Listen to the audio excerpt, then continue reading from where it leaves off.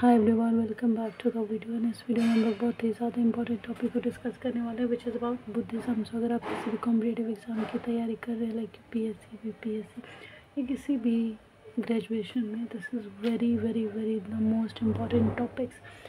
So let's get started. देखिए, Buddhism जो है एक आइडियोलॉजी है जिसको गौतम बुद्धा ने जब फाउंड किया था, इसको रिलीजन बनाया गया जो उनके फॉलोअर्स हैं उनके द्वारा। लेकिन बुद्धिज़्म बेसिकली एक आइडियोलॉजी है जो उनके फॉलोअर फॉलो करते हैं।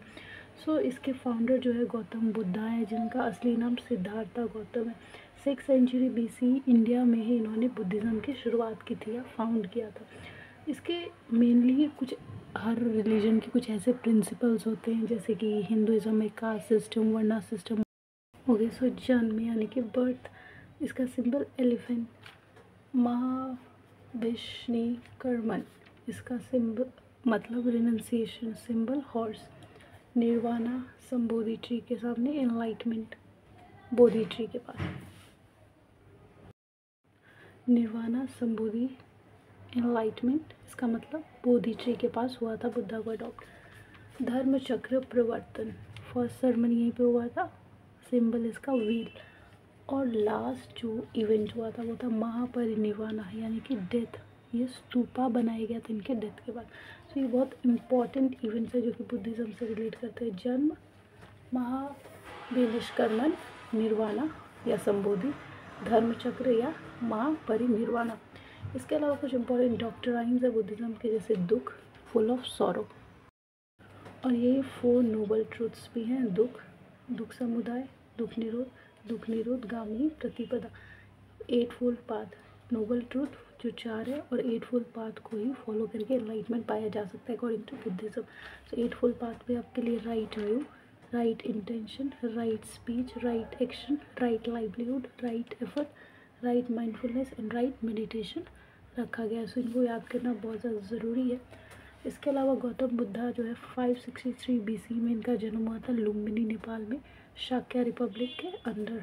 जो डायनेस्टीज़ होती थी, पावर होता था। सो दोधर इनके फादर का नाम था, माया देवी मम्मी का नाम था। तो इनके फादर जो थे रूलर थे कपिल वस्तु के क्लैन ऑफ शाक्याज। इनकी माँ जो थी वो कोशलन डायनेस्टी की प्रिंसेस थी। 29 के एज में गौतम बुद्धा ने घर छोड़ दिया था। 35 ईयर्स की एज में इनको बोध गया में पीपल ट्री के नीचे इनलाइटमेंट हासिल हो गई थी। तब से वो इनलाइटेंड हो गए थे, मतलब अब उनको लोग एज अ गॉड देखने लगे थे जो उनके फॉलोअर्स थे। इनका डेथ जो है गौतम बुद्धा का 483 बीसी में हुआ था, कुशीनगर यूपी, माला रिपब्लिक के पास। उस टाइम पे वहाँ पे मारा रिपब्लिक थी। कुछ इम्पॉर्टेंट टीचिंग्स हैं बुद्धिज़्म की, जैसे फर्स्ट टीचिंग बनारस के पास हुआ था, जिसमें 5 होली मैंस जो स्पिरिचुअल लोग थे उन्होंने ज्वाइन किया था इनको। और धामा इनकी टीचिंग कहलाती थी। गौतम बुद्धा की जो टीचिंग है उसको धामा कहा जाता था। 3 टीचिंग बेसिकली बहुत इंपॉर्टेंट इन्होंने समझाई थी। Nothing is lost in universe, कुछ भी दुनिया में खोया नहीं है, सब साइकिल है।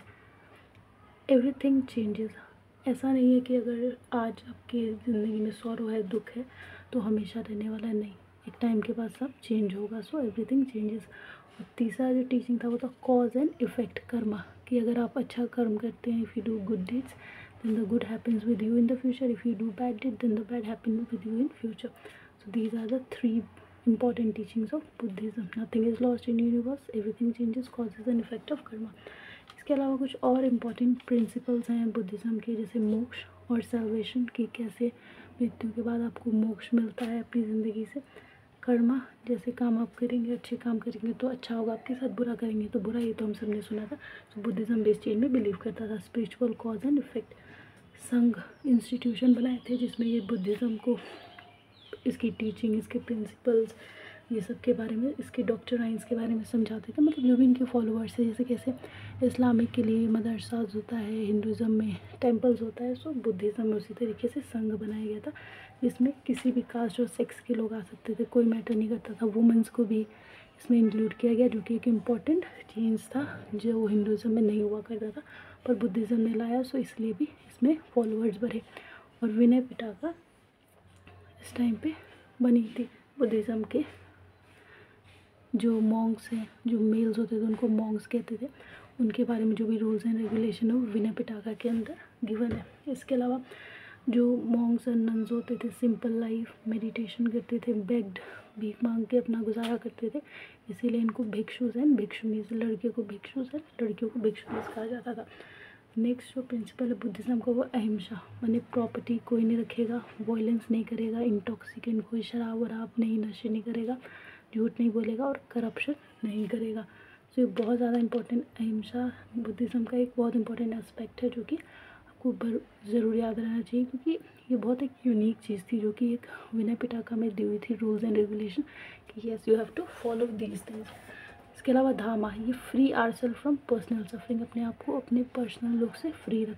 धामा के अंदर आपको जो भी आपको परेशानी है या जो भी टेंशन है उससे दूर रखना है, ठीक है। आपको अपनी बॉडी अपनी माइंड का बहुत ज़्यादा ध्यान रखना है। बहुत इंपॉर्टेंट एस्पेक्ट था कि अपने आप का इनर पीस का, अपनी पर्सनल सफरिंग का ध्यान रखना। सो इसीलिए ये भी एक बहुत बड़ा कारण बना बुद्धिज़्म को इतने ज़्यादा फॉलोअर्स अट्रैक्ट करने का। इसके अलावा जो बुद्धिज़्म की फॉलोअर्स थे ना, ये भी बहुत बड़े एक रीज़न थे जिसकी वजह से बुद्धिज़्म एज अ रिलीजन बहुत ज़्यादा स्प्रेड हुआ, बहुत जल्दी स्प्रेड हुआ और काफ़ी ज़्यादा इसने फॉलोअर्स बढ़ाए। क्यों? क्योंकि इसमें बहुत सारे इंपॉर्टेंट रूलर जैसे अजातशत्रु, बिम्बिसार जो कि मगध डायनेस्टी से थे, उन्होंने भी इसको प्रोपोगेट किया, फैलाया है ना, लोगों को बताया, अडॉप्ट किया, अच्छे लगे इनको प्रिंसिपल्स बुद्धिज़्म के। उदयना जो कि कौसम्बी डायनेस्टी के थे, इन्होंने भी, प्रशांत जी कुशाला डायनेस्टी के, मतलब सारे ही इम्पॉर्टेंट और काफ़ी फेमस और बहुत नाम कमाए हुए रूलर्स ने इस रिलीजन को, बुद्धिज़्म को प्रोपोगेट किया था, जिसकी वजह से इसके फॉलोअर्स बढ़े और ये रिलीजन ग्रो हुआ, स्प्रेड हुआ। इसके अलावा प्रदियाता अवंती डायनेस्टी के, काल अशोक सब जानते हैं, और कनिष्क। इसके अलावा बुद्धिज़्म में 4 काउंसिल्स भी हुई थी जिसमें इसके बारे में काफ़ी कुछ बताया गया था। सो फर्स्ट काउंसिल 483 BC में हुआ था, सप्तपर्णी केव, राजगिरा, पटना में, ठीक है। महाकसपा इसके चेयरमैन थे उस टाइम पे, और हर्यांक्य डायनेस्टी के अजातशत्रु ने पेट्रोन किया था, मतलब इसके बारे में बहुत फैलाया था इस रिलीजन को। सुत पिटाका और विनय पिटाका इसी टाइम पे कंपाइल किए गए थे। सेकेंड काउंसिल जो है वो चुलावंगा वैशाली में हुआ था, इसके चेयरमैन सभा कमी थे, और काल अशोक जो कि शुशुंगा डायनेस्टी के थे, इन्होंने इसको प्रोपोगेट किया था। थर्ड जो था काउंसिल वो 250 BC में हुआ था, अशोक कर्मा ने इसको प्रोपोगेट, अशोक कर्मा विहार पाटलिपुत्र में यहाँ पे हुआ था ये, और इसके चेयरमैन थे मगलीपुत्ता टिसा, और इसको पैट्रन किया था अशोक मौर्यन डायनेस्टी के। अभिधाम पिटाका इस टाइम पे कंपाइल हुई थी थर्ड काउंसिल के टाइम। फोर्थ काउंसिल 98 AD में हुआ था, कुंडलवना कश्मीर में, चेयरमैन थे वसुमित्रा और वाइस चेयरमैन थे अश्वघोष। इसको पैट्रन किया था कनिष्क ने, कुषाण डायनेस्टी के, और महाविभाषा शास्त्र इस टाइम पे कंपाइल की गई थी। इसके अलावा इतना ज़्यादा फैलने के बाद भी ये रिलीजन कैसे डिक्लाइन हो गया, क्यों इसके फॉलोअर्स कम हो गए, बहुत इंपॉर्टेंट रीजंस हैं इसके। तो बुद्धिज़्म के डिक्लाइन होने का कारण था करप्ट जो लोग थे, जिनको बोला गया था कि भाई आप झूठ नहीं बोलेंगे, सिंपल लाइफ जिएंगे, है ना, और करप्ट नहीं बनेंगे। तो वो लोग करप्ट बन गए थे। तो ये कारण था, क्योंकि जो मेन प्रिंसिपल था वही ख़त्म हो गया रिलीजन का, तो रिलीजन तो सेटबैक में जाना ही था। So corruption was one of the reason जिसकी वजह से बुद्धिज़्म ख़त्म हुआ। शिफ्ट इन लैंग्वेज, पाली जो थी उस टाइम पे कॉमन लोगों की लैंग्वेज होती थी। सो बुद्धिज़्म जो था गौतम बुद्ध ने उसी लैंग्वेज में सारा उसका किताब ये वो शुरू किया था, लेकिन बाद में इन लोगों ने उसको संस्कृत में अपना लिया, जो कि उस टाइम पे माना जाता था बड़े लोगों की या एजुकेटेड लोगों की या अपर कास्ट लोगों की लैंग्वेज थी। सो इसकी वजह से भी लोग भटकने लगे थे।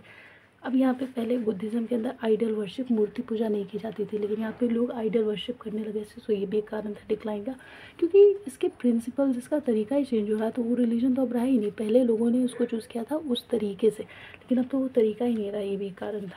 सो डिफरेंट सेक्ट्स में बट गया था बुद्धिज़्म, महायाना सेक्ट में, वज्रयाना सेक्ट में, जिसकी वजह से रिलीजन की यूनिटी कम हो गई थी। अब क्योंकि लोग कुछ बोल रहे थे नहीं हम ये बात नहीं मानेंगे, कुछ बोल रहे थे हम वो बात नहीं मानेंगे, सो रिलीजन की यूनिटी एकता ख़त्म हो रही थी। So this was all about Buddhism. अगर आपको समझ में